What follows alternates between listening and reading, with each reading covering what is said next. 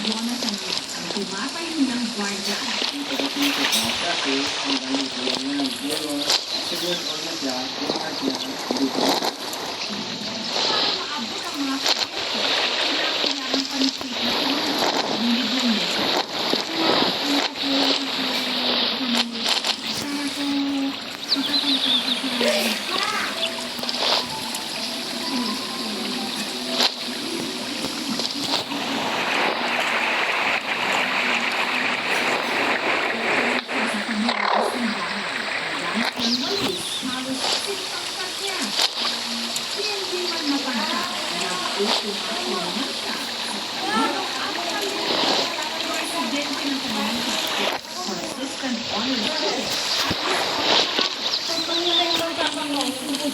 Yan! Ano